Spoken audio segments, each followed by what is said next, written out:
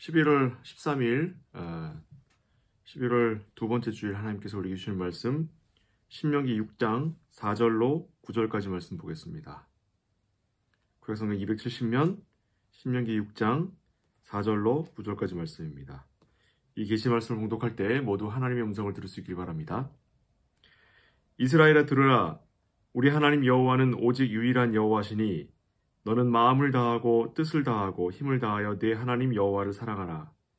오늘 내가 네게 명하는 이 말씀을 너는 마음에 새기고 네 자녀에게 부지런히 가르치며 집에 앉았을 때에든지 길에 갈 때에든지 누워있을 때에든지 일어날 때에든지 이 말씀을 강론할 것이며 너는 또 그것을 내 손목에 매어 기호를 삼으며 내 미간에 붙여 표로 삼고 또 내 집 문설주와 바깥문에 기록할지니라. 아멘. 오늘 읽은 마음을 다하고 성품을 다하고 힘을 다하여 하나님을 사랑하는 것, 이것이 율법의 대강령입니다. 이것은 예수님께서도 신약에서 율법의 대강령이라고 다시 한번 강조하셨고 이스라엘 백성들도 이 말씀을 잘 알고 있었던 것으로 보여집니다. 그 율법의 대강령이라고 하는 것은 모든 하나님의 택하신 백성이 지켜야 할 신앙의 원리이고 또 핵심이기 때문에 자기 자신은 물론 부모 형제와 이웃과 더불어 자기 자녀에게도 부지런히 가르쳐야 할 책임이 있다고 오늘 본문이 말하고 있습니다. 왜냐하면 하나님이 왜 우리를 택하셨고 사랑하셨으며 우리에게 사랑하라 하시는가 하는 것이 오직 하나님께 그 이유가 있고 하나님만이 모든 성도들의 삶과 생명과 복의 유일한 근원이시기 때문입니다.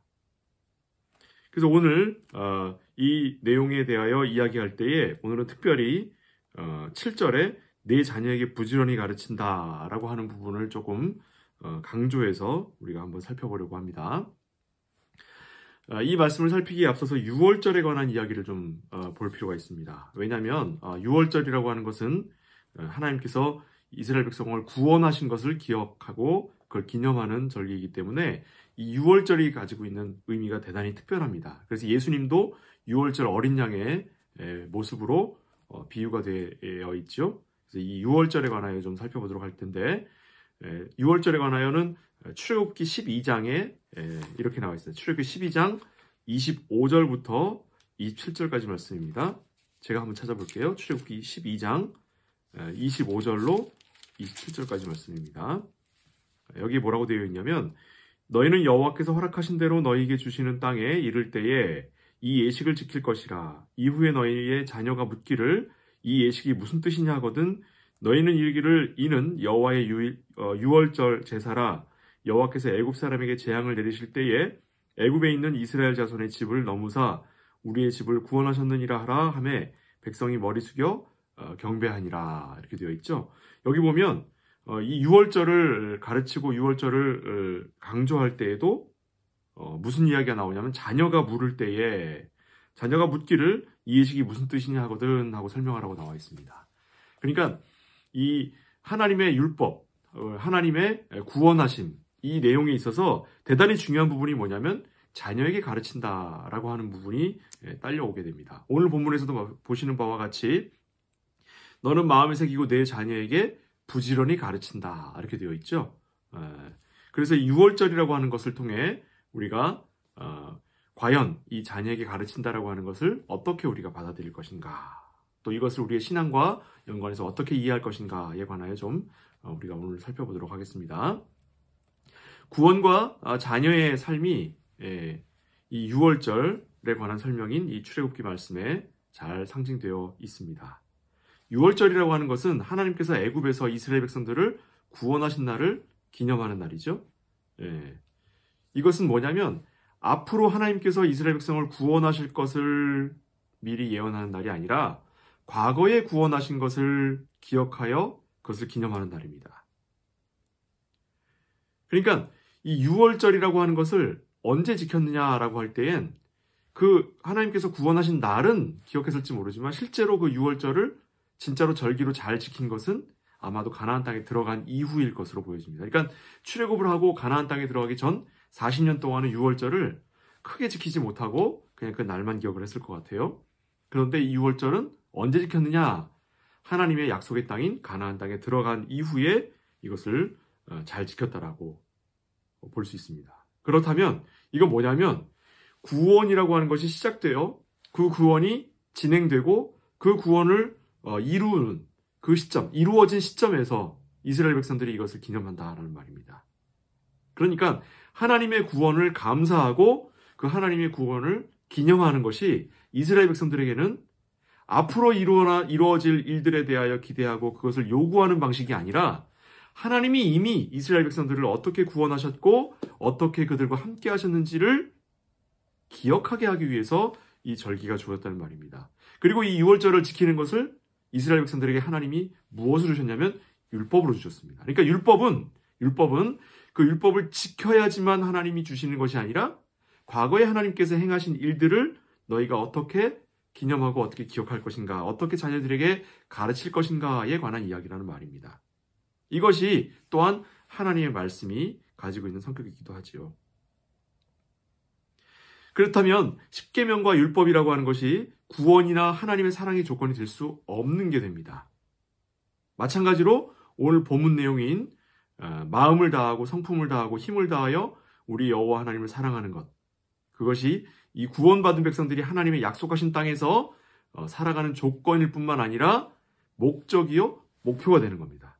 그러니까 이스라엘 백성들이 이걸 잘 지켜야 그 땅에 들어가는 게 아니라 하나님이 구원하셔서 그 땅에 들여보낸 이스라엘 백성들이 그 땅에서 살아가는 내용으로서 하나님이 주신 것이 바로 이것이라고요. 마음을 다하고 성품을 다하여 힘을 다하여 하나님을 사랑하는 것. 자, 하나님의 택하신 백성인 그분의 자녀들은 분명히 하나님의 품 안에서 하나님의 말씀을 따라 하나님께 순종하며 살아가는 것이 마땅한 일일 것입니다. 이것은 마치 물고기가 물속에 사는 것과 같은 겁니다. 우리가 구원받지 못한 상태에 있을 때에는 물 속에 살아야 하는 물고기가 물 밖에 있죠. 그런데 구원을 통해 그 물고기가 자기가 살 물로 이끌림을 받은 겁니다. 그러니까 우리는 하나님께서 구원을 통하여 우리가 마땅히 살아가야 하고 우리가 마땅히 누릴 것들을 우리에게 허락받았다는 겁니다. 그러니까 하나님의 자녀는 물 밖으로 나가서는 살 수가 없어요. 물 안으로 들어와서 살 수 있습니다. 여기에서 무엇으로 우리가 비유할 수 있냐면 물은 하나님의 말씀입니다. 하나님의 말씀. 이 말씀에는 율법도 포함되고 복음도 포함되고 하나님의 언약도 포함되고 하나님의 계명과 하나님의 위로의 말씀까지 모두가 다 여기 포함됩니다. 물이죠, 물. 이 안에 이스라엘 백성들이 살아가는 겁니다. 구원받은 백성들이 살아가는 겁니다. 그러니까 이 물고기가 물속에서 살아간다라고 하는 건 그 물고기가 무언가를 잘했기 때문에 보상으로 그 물이 주어지는 것이 아니라 물고기가 당연히 마땅히 그 물속에 살아가면서 아가미로 숨을 쉬고 아가미를 통해 호흡하면서 그 물속에 사는 다른 생물들을 먹으면서 그곳에 살아갈 수 있는 거예요. 그러니까 이스라엘 백성들, 하나님의 구원받은 백성, 택한 백성인 오늘날 우리 성도들조차도 마찬가지입니다. 우리가 마땅히 살아가야 할 곳은 하나님의 말씀으로 가득 차 있는 하나님의 품 안이어야 하는 것이죠. 이것은 마음을 다하고 성품을 다하고 힘을 다한다. 그렇게 함으로써 하나님을 사랑한다라고 해서 그것이 마치 우리의 노력과 우리의 수고를 통하여 하나님의 말씀 안으로 들어와야 하는 것처럼 보여지고 우리가 그것으로 느껴지는 것은 무엇 때문이냐면 우리가 그만큼 세상에 익숙해져 있기 때문입니다. 세상에 익숙해져 있기 때문에 하나님의 말씀이라고 하는 것으로 우리가 애를 써서 우리의 삶의 습관이나 행동을 옮겨가야 하는 것으로 우리가 이해를 하고 있는 거죠. 하지만 실제로 그렇지 않습니다. 하나님께서 예수 그리스도를 통해서 우리를 구원하셨을 때는 이미 우리는 하나님의 품 안으로 옮겨졌으며 하나님의 말씀 안으로 옮겨진 사람들입니다. 그러니까 우리는 사실은 하나님 말씀 안에 머물고 있고 하나님의 말씀과 하나님의 계명 가운데 우리 자신을 내어드릴 때에 우리가 가장 안정된 상태이며 가장 편안한 상태로 유지가 될 수 있는 거죠. 그럼에도 불구하고 우리에게는 세속적인 습관이 남아 있습니다. 그래서 자꾸 세상의 욕심과 그와 같은 탐욕들에 우리 마음을 빼앗기게 되는 거지요. 또 다른 비유를 들 수 있습니다. 식물의 경우를 예를 들자면 식물들 같은 경우는 해가 비치고 비가 내리면 그 아래서 잘 자라면 되는 겁니다. 해를 받기 위해서 막 또 비를 맞기 위해서 막 할 필요가 없이 그저 해가 비치면 그 해를 바라보고 햇볕을 쬐면 되는 거고, 비가 내리면 그 비를 맞으면 되는 거예요. 만일에 햇볕이 비치지 못하고 비가 오지 않으면 식물은 그곳에서 말라 죽을 뿐이지요. 식물이 어떻게 이동해서 해가 있는 곳으로 찾아가지 못합니다. 여긴 말랐다고, 여기 사막이라고 비옥한 땅으로 찾아가지 못합니다. 그저 때에 따라 내리는 햇빛과 때에 따라 허락되는 빗물을 통해 그들의 생명을 이어나가는 거죠. 하나님의 사랑과 하나님의 은혜와 하나님의 말씀의 능력은 바로 이런 햇빛과 빗물같이 우리에게 내리는 겁니다. 그래서 우리가 하나님의 은혜를 풍족히 받아 누릴 수 있는 거죠. 우리가 해야 될 일은 물고기가 물속에서 그저 살아가는 것처럼, 식물이 그저 햇빛과 빛 속에서, 빗물 속에서 자라가는 것처럼, 그 본래의 창조의 영광, 우리를 지으시고 보호하시고 사랑하시고 창조하신 그 하나님의 영광을 우리가 삶으로 살아서 성장함으로 하나님의 영광이 되는 겁니다. 그것이야말로 바로 우리의 기쁨이고 우리의 영광이며 또한 하나님의 기쁨이고 하나님의 영광이 되는 겁니다. 이것을 마치 우리가 구원받기 위한 조건으로 이해해서 우리가 햇볕을 맞아야지만 성장하고 비를 맞아야지만 성장하고 우리가 물속에서 물 안에서 아가미로 숨 쉬어야지만 살아가는 것처럼 생각하는 것만큼 어리석고 힘든 것이 어디 있겠습니까? 우리에게 마땅히 허락되는 그 하나님의 은혜 가운데 우리가 살아가는 거죠. 이렇게 하나님의 안에서 말씀을 먹고 산다는 것이 마치 꽃이 해를 보는 것과 같고 물고기가 물을 따라가는 것과 같습니다. 하나님을 믿고 그의 말씀에 순종하며 산다는 것은 성도에게 있어서 호흡하는 것과 같습니다. 때를 따라 비추는 햇빛과 내리는 비를 만나는 것이며 영혼의 양식을 누리는 겁니다.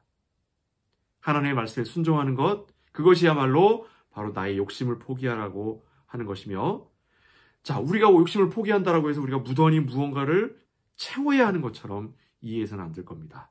당연히 마땅히 우리가 그와 같은 것들을 당연한 것으로 여기는 그런 마음 자세가 우리에게 필요한 거죠. 그래서 오늘 본문을 보시면 6절부터 9절 보시면, 자, 이 아까 4절과 5절은 하나님께서 우리에게 주는 대강령이 나오고 4절 5절은 6절부터 9절까지는 그 강령을 어떻게 할 것인가가 나오죠. 한번 보겠습니다. 자, 오늘 내가 네게 명하는 이 말씀을 너는 마음에 새기고 네 자녀에게 부지런히 가르치며 집에 앉았을 때든지 길을 갈 때든지 누워있을 때든지 일어날 때든지 이 말씀을 강론할 것이며 너는 또 그것을 내 손목에 매어 기호를 삼으며 내 미간에 붙여 표를 삼고 또 내 집 문설주와 바깥문에 기록할지니라. 이 이야기를 이스라엘 백성들은 오해했어요. 실제로 여기다가 붙이고 다니고 여기다가 뭐 달고 다니고 뭐 여기다가 뭐 써서 가지고 다니고 문설주에다 기록하고 여기서 하라는 대로 한 겁니다. 그런데 실제로 이건 뭘 의미하는 거냐면 너희가 깨어있든지 잘 때든지 집 안에 있을 때든지 밖에 나갔을 때든지 낮이든지 밤이든지 너희가 혼자 있을 때든지 자녀들과 함께 있을 때든지 늘 이 말씀을 기억해서 이 말씀과 함께 살아가라고 하는 거예요. 이거는 삶을 이야기하는 거예요. 삶 속에서 이 말씀을 지키며 살아가라고요. 삶과 함께 이 말씀과 함께 삶을 살아가라고 하는 하나님의 말씀인 겁니다.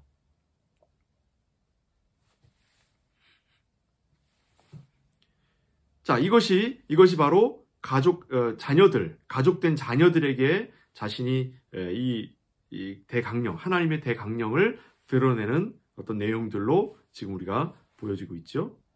여기서 보시면 우리가 자녀들에게 가르친다라고 하는 것을 마찬가지로 우리가 무언가 열심을 다해서 아이에게 앉혀놓고 매일 저녁마다 1시간씩 성경을 읽고 그 다음에 1시간씩 기도하고 또 혹은 새벽에 일찍 일어나서 아이들이 아직 잠을 자고 있을 때에 깨워서 아이들하고 무조건 성경을 읽고 과거에는 그렇게 지켰었습니다. 농경사회 때는. 그러나 오늘날 서비스업이 보편화된 사회에서는 일어나는 시간도 각기 다르고 밥 먹는 시간도 각기 달라서 서로 각자 자신의 삶이 있기 때문에 서로 얼굴 보고 만나기도 힘들죠. 그러다 보니까 과거에 있던 삶의 방식들이 오늘날 지켜지기가 너무 어렵습니다. 그러면 이와 같은 말씀들을 어떻게 지켜나가야겠습니까? 그것은 뭐냐면 이 말씀이 진짜 의미하고 있는 바를 우리가 기억을 해야 된다는 거죠. 자, 그것이 뭐냐면 하나님의 말씀을 자녀에게 어떻게 가르칠 것인가에 관한 것입니다. 우리가 자녀에게 이 하나님의 말씀을 가르친다라고 할 때에는 이것을 읽고 그것을 설명해 줄 것도 대단히 중요한 의미이지만 더 중요한 건 뭐냐면 우리 부모가 이 말씀을 가지고 어떻게 살아가느냐가 대단히 중요합니다. 우리가 자녀에게 보여줘야 하는 것은 우리 자녀가 느낄 때 우리 부모님은 하나님이 기뻐하시는 백성이구나 하는 사실과 우리 부모님이 가장 두려워하는 것은 하나님이 싫어하시는 바 되는 것이구나 라고 하는 것을 스스로 느끼도록 하는 거지요. 이건 부모가 그 말씀을 읽고 그 말씀을 따라 살아가는 삶의 모습을 자녀에게 보일 때 자녀들은 그것을 자연스럽게 배우게 됩니다. 그래서 우리 부모님은 돈과 명예를 쫓아 세상 사는 세상 사람들과는 확연히 다르구나. 우리 부모님은 과연 하나님의 기쁨과 영광으로 살아가는 사람들이구나 라고 하는 걸 아이들이 말로 아는 게 아니라 그들의 눈과 그들의 경험을 통해 아는 겁니다. 세상에 어느 부모가 자기 자녀에게 넉넉하고 편안한 삶을 물려주고 싶지 않은 부모가 있겠습니까? 부유한 삶과 함께 더불어서 영원한 생명도 같이 줄 수 있다면 그보다 더 좋은 게 없겠죠? 그런데 공교롭게도 성경은 이 두 가지가 다른 길이라고 이야기합니다. 너무 혹독하지요. 부유하고 평안하며 안락한 삶과 하나님의 말씀 안에서 하나님의 영광과 하나님의 기쁨을 위해 살아가는 삶이 다른 길이라고 성경이 우리에게 이야기합니다. 이걸 어떻게 해야 됩니까? 이걸. 만일에 둘 중에 하나를 선택해야 된다면 우리는 어떻게 해야겠습니까? 내가 신실한 가치, 하나님의 영광과 하나님의 기쁨을 위해 살아가느라고 내 인생을 너무 고통 가운데, 어려움 가운데, 고난 가운데 살아갔으니 우리 자녀들에게는 조금 넉넉한 삶을 주고 싶어하는 그런 마음으로 아이들한테 조금 융통성 있는 삶을 가르치려고 하는 부모가 계십니까? 미안한 말씀이지만 그건 이미 당신의 삶과 당신의 가치를 부정하는, 여태까지 그 고생하며 살아간 것들을 허무한 아무것도 아닌 것으로 만들어버리는 어리석은 짓일 뿐입니다. 하나님을 섬기며 열심을 다하여 하나님께 헌신하며 살았더니 하나님께서는 넉넉지 않아도 남부럽지 않은 삶을 살았다고 그렇게 이야기하지 마시기 바랍니다. 하나님이 열심히 하고 살았다고 해서 하나님이 우리에게 풍요로운 삶과 우리에게 부유한 삶을 주신 게 아니에요. 우리에게 하나님께서 맡기신 일이 있기 때문에 우리가 이와 같은 경제적 지위와 사회적 신분에 따라 우리에게 맡기신 일이 있기 때문에 우리에게 풍요로움이 허락된 것이지, 우리가 열심히 하나님의 일을 다하고 하나님의 말씀을 따라 살았기 때문에 하나님이 보상으로 우리에게 넉넉한 삶을 주신 게 아닙니다. 내가 지금 살아가고 있는 이 어려움이 내가 죄를 지었기 때문에 하나님이 나에게 던져버리신 하나님의 벌이 아니에요. 내가 살아가는 삶의 자리에서 내가 드러내야 하고 내가 기억해야 하며 내가 붙잡아야 하는 하나님의 말씀과 하나님의 일이 있기 때문에 하나님께서 지금 나의 삶의 자리로 불러주신 겁니다. 마찬가지로 우리의 자녀에게 하나님께서 뜻하신 바가 있다면 그들의 자리로 하나님이 이끌어 가실 거예요. 우리는 우리의 자녀가 어떠한 자리에 있든지 간에 그들이 하나님의 말씀과 하나님의 능력과 하나님의 영광과 하나님의 기쁨의 내용으로 살아갈 것을 가르치고 기억하게 할 것이 무엇보다도 중요한 겁니다.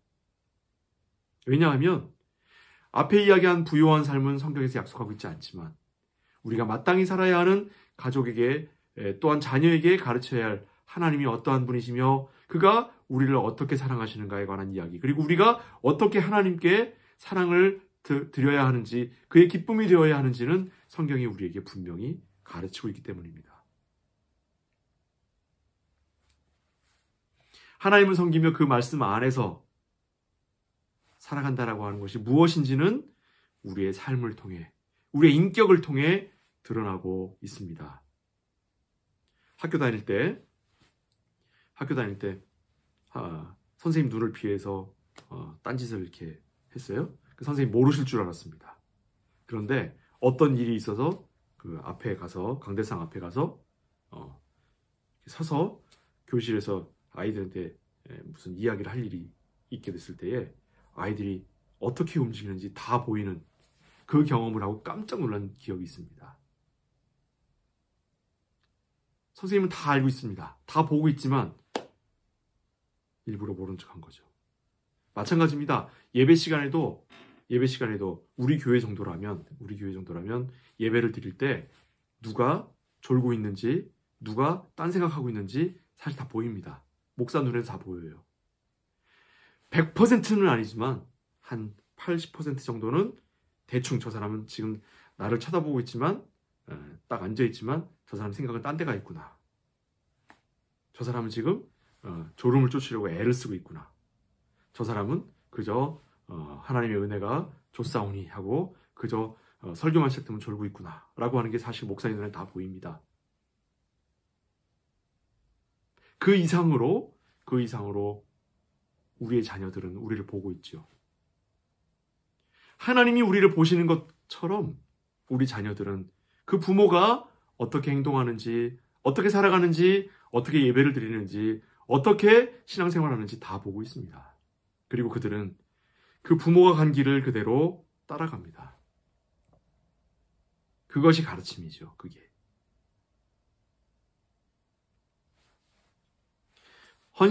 진심으로 헌신하는 사람과 어떤 다른 뜻이 있어서 열심히 봉사하는 척하는 사람은 다릅니다.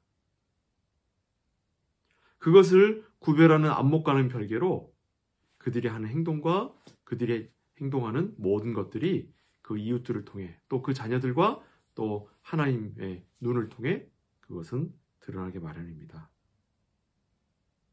그래서 우리가 서로 비판하지 않고 서로 감싸주며 서로 용납하고 용서하는 것 이상으로, 그 이상으로 우리가 진심으로 사람을 대하고 진정으로 우리가 하나님께 우리의 마음을 드리며 우리 이웃들에게 우리의 마음을 나누는 것이 대단히 중요하다고 할 수 있겠습니다. 말씀 하나를 보도록 하겠습니다. 이 말씀을 볼 때에 우리가 조금 이 말씀에 대한 해석이 좀 필요한데, 말라기입니다. 말라기 3장 7절에서 10절까지 한번 가볼게요. 말라기, 구약성경 맨 끝에 있죠? 구약성경 맨 끝에 말라기 3장 7절에서 10절까지 말씀입니다. 제가 가진 성경 1329면 말라기 3장 7절에서부터 10절까지 말씀 제가 읽겠습니다. 만군의 여호와가 이르노라, 너희 조상들의 날로부터 너희가 나의 규례를 떠나 지키지 아니하였도다. 그런즉 내게로 돌아오라, 그리하면 나도 너희에게로 돌아가리라 하였더니 너희가 이르기를 우리가 어떻게 하여야 돌아가나이까 하는도다. 사람이 어찌 하나님의 것을 도둑질하겠느냐? 그러나 너희는 나의 것을 도둑질하고도 말하기를 우리가 어떻게 주의 것을 도둑질하였나이까 하는도다. 이는 곧 11조와 봉헌물이라. 너희 곧 온 나라가 나의 것을 도둑질하였으므로 너희가 저주를 받았느니라. 만군의 여호와가 이르노라, 너희의 온전한 11조를 창고에 들여 나의 집에 양식이 있게 하고 그것으로 나를 시험하여 내가 하늘 문을 열고 너희에게 복을 쌓을 곳이 없도록 붙지 아니하나 보라. 아멘. 여기 보시면 11조에 관한 본문으로 대단히 유명한 말씀입니다. 그런데 정작 이 본문 말씀은 11조에 관한 얘기가 아닙니다. 11조를 이야기할 때에 이 본문을 보고 11조를 꼭 하라고 하는데 이 본문은 공교롭게도 11조를 이야기하기 위한 본문이 아니고, 여기 보면 하나님의 규례를 우리가 업수히 여기는 것을 하나님의 것을 도둑질하는 것이라고 이야기하고 있습니다. 그리고 언제 우리가 그걸 도둑질했습니까? 라고 할 때에 그 예로 11조와 봉헌물을 얘기하는 거예요. 그러니까 11조와 봉헌물은 우리가 생각하는 것처럼 물질을 이야기하는 게 아니라 하나님이 우리에게 주신 그 말씀과 규례를 우리가 어떻게 대하는가에 관한 이야기를 지금 하고 있는 겁니다. 그리고 그 대표적인 예로 당시에 교회에 헌물되었던 물건들을, 그것들을 교회가 함부로 사용한다든지 교인들이 그것들을 업수히 여기는 것들에 관하여 이야기하고 있는 거죠. 그러니까 이 본문 말씀대로라면 사실은 우리가 하나님의 규례를 듣고 하나님의 말씀을 듣고 그 말씀을 우리가 함부로 대하는 것, 이것이 바로 하나님의 것을 도둑질하는 것이라고 이야기하는 겁니다. 이 본 의미를 이해해야만 그 다음에 우리가 헌금에 관한 이야기도 할 수 있겠고 주일 성수에 관한 얘기도 할 수 있겠고 또 우리가 또 다른 이야기도 할 수 있는 겁니다. 그러니까 이 본문 안에선 우리가 무엇을 이야기할 수 있냐면 오늘 본문과 관련해서는 우리가 하나님의 말씀을 우리 마음에 새기고 우리가 그것을 따라 삶으로 드러내면서 자녀가 그것을 보고 자녀의 본이 되어 자녀가 그것을 듣고 그것을 행동하고 그것을 따라하는 것, 그것을 우리가 삶을 통해 가르치는 것, 이것을 여기에 대입을 시켜본다면 우리가 만일 진심으로 하나님 말씀을 우리의 영혼의 등불로 여기지 않고 내가 성공하기 위한 하나의 도구로 기독교나 교회 출석을 사용하고 있다면 그것이 곧 자녀의 삶으로 드러나게 될 것이며 자녀의 인생을 통해 그것이 반영될 것이고 그리고 하나님께도 이것은 하나님의 것을 도둑질하는 것이 된다라는 말이 됩니다. 내가 돈과 명예를 추구하면서 살았는지 아니면 하나님의 말씀 안에서 살아왔는지는 분명하게 내가 살아가고 내가 행동하는 이 자리에서는 드러나지 않을 수 있습니다. 그러나 일생을 나와 함께하고 일생을 살아가면서 나를 곁에서 지켜본 나의 가족들, 특별히 자녀는 그들의 생각과 그들의 행동으로 우리의 살아온 모든 길들을 기억해냅니다. 남을 속일 수는 있어도 자녀는 속일 수 없고 남을 속일 수는 있어도 하나님을 속일 수 없는 것이 바로 그와 같은 이유입니다. 우리가 돈과 명예를 지키기 위해서 하나님의 은혜를 구하며 살았다면 자녀들은 돈과 명예를 위해서 하나님보다 더 빠른 방법을 찾아낸다면 그리로 갈 겁니다. 그러나 우리가 하나님 말씀 안에 살고 그 규례를 지키며 살아왔다면 자녀들은 부모가 걸어온 길을 기억하고 그 길을 생각하며 그 길을 따라갈 겁니다. 이 부분을 꼭 기억하셔야 합니다. 자녀들에게 시간을 들여서 말씀을 가르치고 말씀을 함께 읽는 것도 대단히 중요하지만 더 중요한 것은 내가 그 말씀을 따라 생각하고 그 말씀을 따라 행동하는 것. 그것이 더 중요하다는 겁니다. 신앙은 나 혼자만의 길이 아닙니다. 하나님과의 관계에 관한 것이며 동시에 나의 자녀들의 삶과도 연결되어 있습니다. 그래서 이 길은 일생을 통해 드러나는 거룩하고 핑계될 수 없는 인격과 가치와 삶의 길인 것입니다. 이 길은 결코 나 혼자는 견뎌내지 못합니다. 하나님의 품을 의지하여 그의 말씀 안에서 살아가는 것밖에는 방법이 없습니다.